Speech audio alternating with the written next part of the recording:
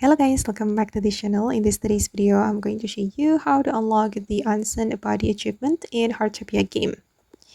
Okay, let's get into it guys. This is a hidden achievement in Heartopia, and to unlock it, you need to visit the Onsen mountain with a friend and stand together in one of the blue onsen pools and simply hop into the water with your friend and you will unlock the Onsen Buddy achievement. I've just unlocked it guys.